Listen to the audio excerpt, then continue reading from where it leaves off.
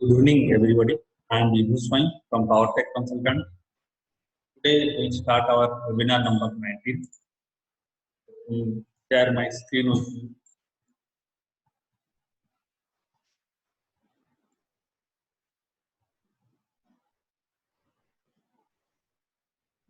Now, in webinar number 19, we'll discuss about that is the thermal energy efficiency, and we'll discuss about chapter 2. So, energy efficiency in thermal utilities, chapter each boiler. Now, what do you mean by boiler? Basically, boiler is a device which converts heat energy into steam energy. That means it takes fossil fuel, coal, gas, oil, HSD as fuel input. Then it takes water, and from the heat energy of the fuel, it converts water into steam at high temperature and pressure. And that steam is utilized for process, for for power generations, and for different applications as per the user requirement. So boiler is basically converts heat energy to steam energy. So now let us see what is the introduction. Boiler is an enclosed vessel that provides means for combustion heat to be transferred into water until it becomes heated water or steam. So water can be heated water or steam by application of heat. So boiler is an enclosed vessel. Now, the hot water or steam under pressure is then used for transferring the heat to a process. So, process requires a lot of heat application, like sugar industries. It requires the convert the to make sugar into steam. For drying paper, you require steam. For power generation, you require steam. So this heat energy required that is being given by using steam. Now, water is useful and cheap medium for transferring heat to a process because water is very cheap and easily available. That's why heat is applied with the help of water. That means water is converted to steam and is applied. When water is boiled into steam, its volume increases about 1600 times. That means if you boil water, its volume will increase by almost 600 times. That produces a force which is almost as explosive as gunpowder. You have already worked with a lot of boilers, and even you know your cooker, steam cooker in the kitchen. So when you put some amount of water and heat it in an enclosed vessel, the volume expands, the cooker safety valve goes, and you see volume of steam is coming out. Now, how this process of heating of liquid is done, or how the water is heated. So, the process of heating a liquid until it reaches its gaseous state is called as evaporation. That means conversion of liquid to gas by application of heat and evaporation. So, in the boiler, water is converted to steam by evaporation process, and heat is transferred in three means. One is radiation, convection, and conduction. Radiation means transfer of heat from a hot body to a cold body without application of, without need of a conveying medium. Convection is transfer of heat by conveying medium such as air or water. Conduction means transfer of heat by actual physical contact due to vibration of molecule to molecule. So, because of radiation, convection, and conduction, this is the way how heat is transferred from one body to another.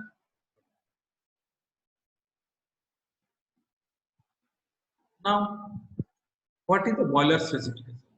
You have already, boiler specification as capacity, that means maximum continuous rating, 10 TPH, tons per hour. That means it is capable of producing 10 ton of steam per hour at 100 degrees centigrade. F and A 100 degrees centigrade. What is F and A? Is from at from and at.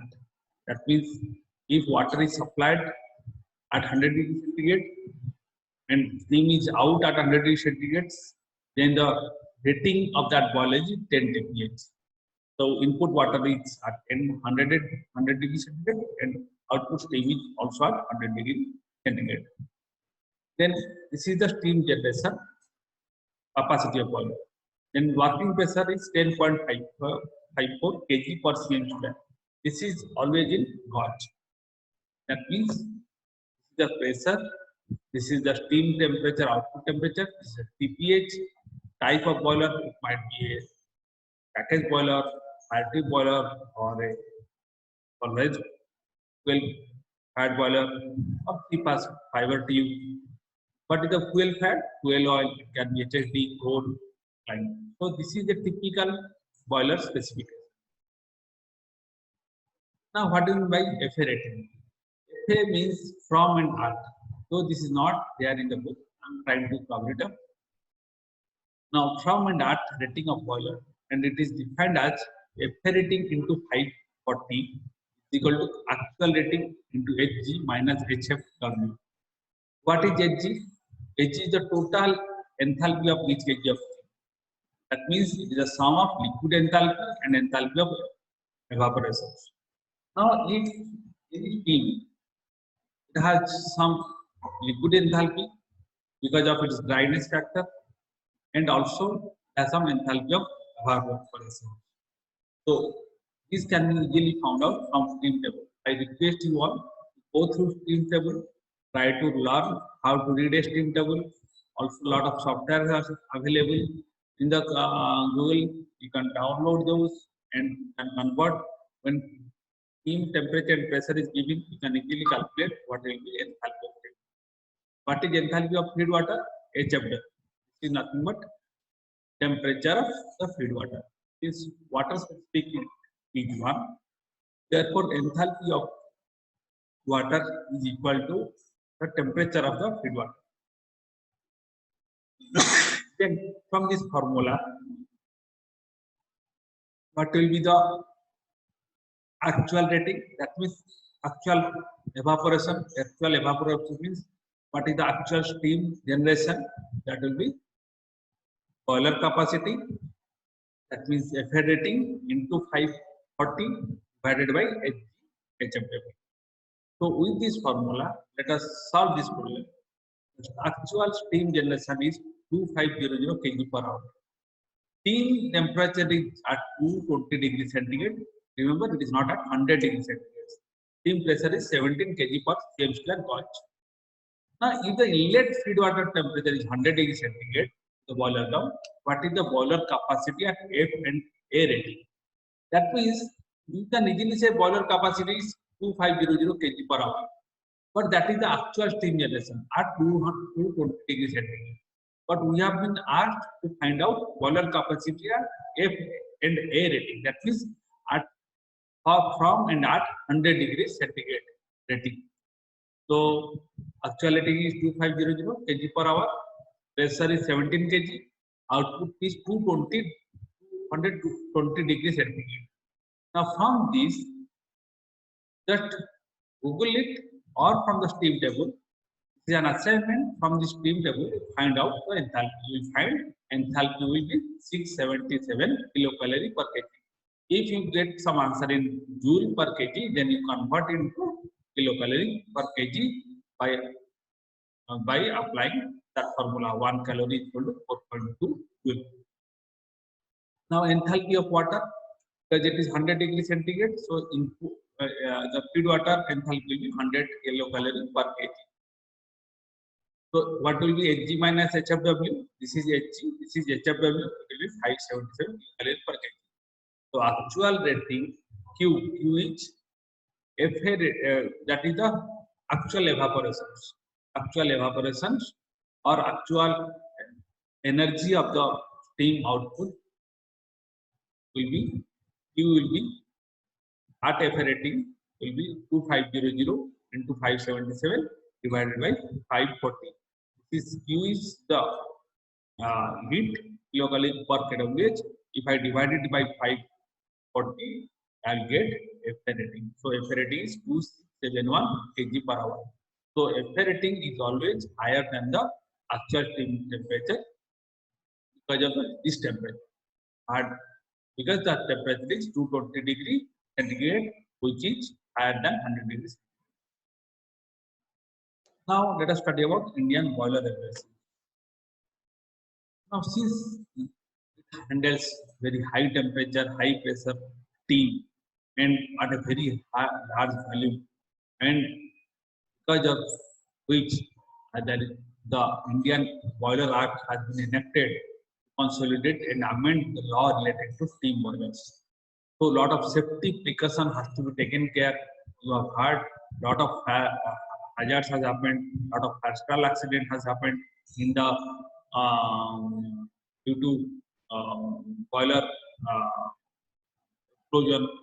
So for which boiler comes under Indian Boiler Act. That means installations, commissioning, testing have to be governed, manufacturing have to be governed through an act and have safety measures and to so that the lives and property is safe. Now, Indian boiler regulation was created in exercise of the power conferred by Section 2829 of the Indian Boiler Act. When Boiler Act is there, the principal act, then there will be sections, 28, 29 sections. Now, based on act, some regulations is being framed, that is known as Indian Boiler Regulation or IBR. Now, this is also further amended by Indian Boiler Amendment Act 2000. So, this Indian Boiler Act has been amended in 2007. So, as per section 2829, IBR regulation has been framed. Now, as per Indian Boiler Regulation, what do you mean by a boiler? Now, that means any steam boiler, which means any pressure vessel in which steam is generated for external use by a unit which is fully or partially under pressure when steam is sort of having following conditions. If it satisfies these three conditions, then it will be treated as a steam boiler as far as IBR is concerned. Not all boiler are steam boiler as far as are IBR. So what are those conditions? The capacity should be more than 25 liters. That means if the capacity of the vessel should be more than 25 liters when measured from fish check valve to main steam valve, main stop valve. Design gauge pressure should be more than 1 kg per cm square, and water is heated above 100 degrees centigrade. If these three conditions are satisfied, then any closed pressure vessel will be which steam is generated for steam boilers. Now, what do you make boiler component? You know, there are a lot of boiler components are there: steam pipes, split piping, economizer, superheater, evaporators. These are boiler components. That means these are mounting, which is external or internal to a boiler part, and which are subjected to gauge pressure exceeding 1 kg per cm square. If they are experiencing a gauge pressure more than 1 kg per square cm, then these will be treated as boiler component as far as IBR guidelines. Now, as per IBR guideline, what do you mean by a steam pipe? It is the pipe through which the steam is transferred from boiler to the destination of use. It might be a turbine, it might be a turbo blower, it might be a process requirement. So steam has to be conveyed or transmitted by using pipe. So that is known as steam pipe, and as per IBR, the steam pipe, the pressure in the steam pipe should exceed 3.5 kg per cm square above atmospheric pressure. Then it will be treated as steam pipe as far as IBR regulation is concerned. Or otherwise, if the internal diameter exceeds 254 mm and pressure exceeds 1 kg per cm square, then also it will be treated as a internal diameter. Internal diameter is 254 mm or pressure exceed 1 kg per cm square. Then also it's steam pipe as far as IBR is concerned. Now boiler systems. Now boiler system, there are three major systems. One is feed water systems, steam system, and fuel systems. So what happens in feed water system? You require some water to be supplied to the boiler that is converted to steam. This water is known as feed water. There are two sources of feed water. One is condensate or condensed steam returned from the process, and another one is makeup water. That means treated raw water, which must come from outside or outside the boiler room or plant premises or plant process. That means when steam is used in the process, it gives its heat to the process, then it becomes steam condensate, and that is because it is a DM plant, it is a very precious water. Therefore, it is a DM water. So it is being again fed back to the boil through a boiler feed pump to the steam drum. So sometimes due to loss in steam, due to loss of steam in the steam trap, you require some makeup water. So feed water are two types: condensate or condensed steam, return water or makeup water, which is heated and converted to steam by applying heat energy. So steam system is basically, it is a pipeline, and in this system it collects and controls the steam produced in the boiler, and through this steam system, steam is utilized or taken to the point of use. And in all the steam system, pressure is regulated by using valves, and also pressure gauge are installed. Similarly, in case of higher boiler efficiency, feed water is preheated by economizer. So economizer is a component, boiler component, which preheats the feed water by utilizing the waste heat in the flue gas. Now in the fuel system, all the equipment are used to provide fuel input to generate heat energy so that water can be converted to steam. So three system, one is fuel system, then feed water system, then steam systems. So this is the input, this is the output, and this is the intermediary system. Now this is the figure of boiler. Now see here, in the example or in the exam, you can draw this simple figure also. So I have shown two figures. One is simple one and another is the complex one. Now let us see. This is the boiler. Now water is coming inside. Okay, and this is the boiler where all action take place. Now here you are giving cold makeup water. Now this system B is nothing but heat recovery from continuous blowdown. Whenever steam is produced, it requires continuous blowdown, CBD. That means because of formation of silica, you require the water to be thrown out so that the scale formation will be lower. So there will be continuous blowdown will be occurring. So that by taking the heat, means some steam energy has to be thrown out continuously to discard the impurities. So from this fast recovery tank, you take care of those heat energy of the discarded steam from the CBD, heat the makeup water, and the warm makeup water goes. So this is the economizer section in which the waste heat gas is going, dry flue gas is going to the outside through a chimney. So you recover the heat of the waste heat gas through a economizer, and again preheat it and supply the more hot water to the deaerator. In the deaerator, water is oxygen dissolved gases is being taken out by applying heat steam energy from the boiler. Steam is collected from the boiler. So deaerator acts as remove the dissolved gases and oxygens and air.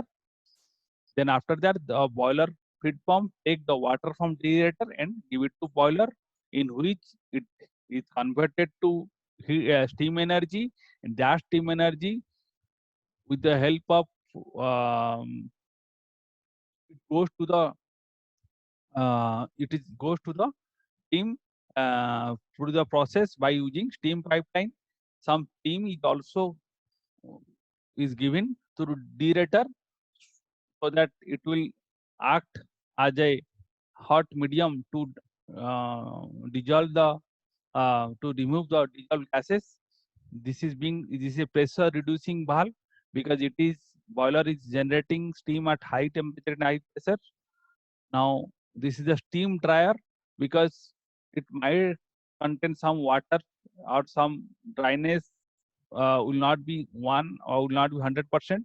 To remove the water component or water vapor, you require some steam dryer. So through steam dryer, the steam energy is utilized in a transported in a steam pipeline and utilized in the process. So in the C section, utilization of high pressure steam in process. It might be a turbine, it might be in a process. After that, the steam is recovered and it goes to a further flash vessel, where so that this from the flash vessels, it goes to the it goes to low pressure steam users. Now from these, the condensate is also taken out and fed back to the deaerator, because once steam loses its heat energy, does the useful work, then whatever DM water is coming, that goes to a flash vessel. Flash vessel is basically in which you take care the still residual heat from the steam, and you transfer those residual steam, because this is a mixture of steam as well as hot water. So you take the residual steam to the lower pressure applications, and the condensate is returned to the steam deaerator. Now in the lower pressure application, that is basically D. These are the pressure reducing valves, in which these are the process. Again, the condensate is recovered, and with the help of condensate, this is a condensate return pump. It is being fed back to the deaerator. So these are basically from here to these like this. Similarly, all the condensate return line, these are steam systems. But this is the water systems: makeup water, hot warm makeup water, then economizer, then the deaerator, then boiler feed pump and boiler. These are water systems. And flue gas is basically in the uh, boiler. It happens. This is the in which fuel is injected. Burner is there, economizer is there, fuel is injected to the boiler, and it is heated, and the heat energy is taken care by the water, so that water is converted to steam. This is the simple example, or a diagrammic representation of a boiler. You have to draw the boiler diagram. Sometimes in the long question you may be asked. Now boiler classifications. Now boiler classifications. There are various type of classifications. One is fire tube, water tube, package boilers. So in fire tube, it is basically fire in tube. That means in the long steel tubes, hot gases from the furnace pass, and around which water is there. So the fire or the hot gases is transmitted in the tube, but water surrounds the fire in tube. That means water surrounds the tubes, and inside the tube, hot gas is there. Because of the heat energy, this water is converted to steam. It has lower initial cost. It is more fuel efficient, easier to operate, but its limitation is capacity is small. So if the capacity is 25 ton per hour, or pressure is 17.5 kg per cm square. These are normally used fire tube or fire in tube boilers. In water tube is basically water in tube in which condensers are reversed. Water passes through the tubes and hot gases passes outside the tubes. Here water is inside the tube, hot gases outside the tubes. And these can be single or multiple drum type. This boiler can be built to any steam capacities, or they have higher efficiency than fire tube boiler. So water tube, you can go for higher capacity as well. Package boiler. Package boiler is because it is so called. Why? It comes in complete package. You will only thing you have to do certain provide the water system in the water inlet, and you have to take out the steam from the steam outlet. You have to give them the fuel supply and electrical connections. So this will be a completely coming in a package model. Just you have to do the end connections. This is known as package boiler, and these are basically cell type with fire tube design. So cell type and fire tube design, and they achieve high heat transfer rate because of both radiation and convections. So what is the features of package boilers? It is a small combustion phase, and due to high heat release rate is there. So it is the steam is evaporates at faster rate. So faster evaporation, small combustion chamber, large number of small diameter tube leading to good convecting heat transfer. Good heat transfer is there. Good combustion efficiency is there, and higher thermal efficiency is there as compared to other boiler. And since number of passes are there, so better heat transfer is better. So these are the advantage of package boilers. So there are three types of boiler as of now: fire tube, water tube, and package tube. Package boiler. Now you see, in fire tube, this is the tube in which hot gas is going. This is the fuel burning, and this is the furnace. Gas is collected here. Flue gas is passed over in the fire tube, goes to the chimney. Water surrounds the gas or the tube. So fire in tube, so fire tube. Now in case of water tube, you see furnace is here, gas is going, and in the chamber, after that it releases the heat energy to the water and goes to the chimney. But water is inside a tube. So this is water in tube or water tube boiler. But in the package boiler, you have to just give them fuel supply. This fuel is burning. Now these are the cell type. This is the cell type boiler.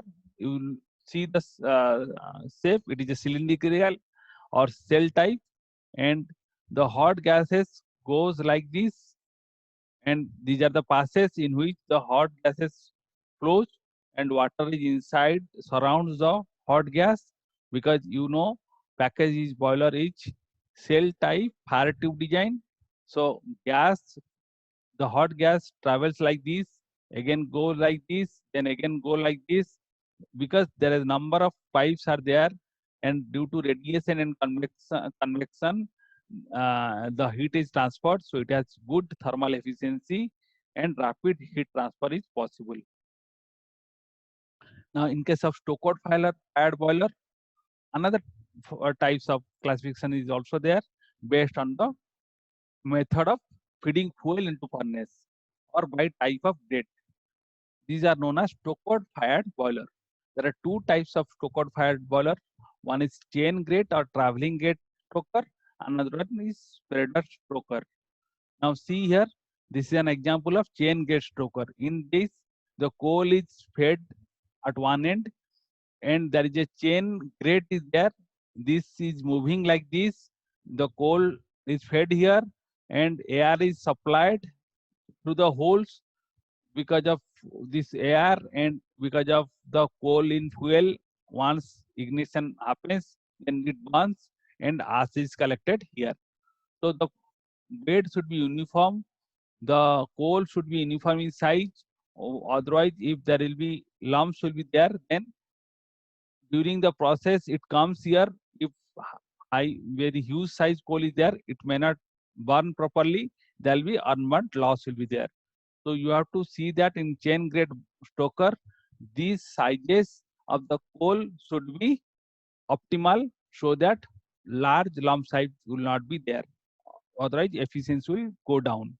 Again, if you make very fine coal also, what will happen? The coal fine will come and may choke the air inlet pockets. So optimal coal size required, and um, then this is burnt, and it transfer the heat energy to the boiler to convert steam, to convert water into steam. Now, in spreader stoker, what happens? This is the spreader or feeder in which it throws the coal in suspended conditions. That means it throws the coal in suspension. So there is a suspension burning. Here also the coal is burned, and here also in the bed the coal is burned. In the bed, the higher size coal is burned, but in the suspension, the fine size coal is burnt. And through the holes, air is supplied, and coal is fed above the burning bed coal. Coal fines are burned in suspension, and larger particle fall in the grate and burns. So spreader stoker is more efficient, therefore it is favored than the other type or chain grade or traveling grade stoker. Similarly, pulverized fuel boiler. Pulverized fuel boiler in which, as the name suggests, the coal is made into powder form. So the coal is converted to powdered form or pulverized. So all the industrial water tube boilers are basically pulverized fuel type of boiler. This is also used in power stations in which the coal is ground or pulverized or is made finer to fine powder. And what is the what should be the size? It should be less than 2% each plus 300 micrometers or micron. That means 2% of the fine coal today can be more than 300 microns, but balance 70 to 75% should be below 75 microns. That means the coal should be below 75 microns. That will be called as fine powder. But there is a tolerance given, maximum 2% can be plus 300 micron. This is for bituminous coal. Now, if you make the coal into too fine, what will happen? There will be energy will be lost in grinding mill power. But on the other hand, if you make very lump size or coarse coal, what will happen? The coal may not burn completely in combustion chamber and result in higher onward losses. So, as an energy auditor, we need to check the sieve analysis or the coal fineness during our audit period. If it is too fine, it is not a good sign. If it is also lumpy, it is not a good sign, as unburnt loss will be there. Coal may not burn properly in the furnace or boiler. Now, this pulverized coal, once ground in the ball mill or the coal mill, it is blown with along with combustion air through series of burner nozzles. So burner nozzles are there in boiler. Coal is blown with the help of combustion air. Secondary, tertiary air also are provided for better combustions. The combustion takes place at around 1300 to 1700 degree centigrade at a very high temperature, and it also depends on the coal grade. Then particle residence time in the boiler is about 2 to 5 seconds, particularly in pulverized fuel boiler.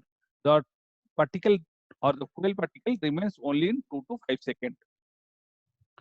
Now, so complete combustion happens, and the advantage is that it has ability to fire varying quality of coal. Different type of coal can be fired. This is a quick response changes to load. If load decreases, then we can change the firing rate of the coal. So we can control the steam requirement by controlling the fuel flow and water flow, and use of high preheat air temperatures.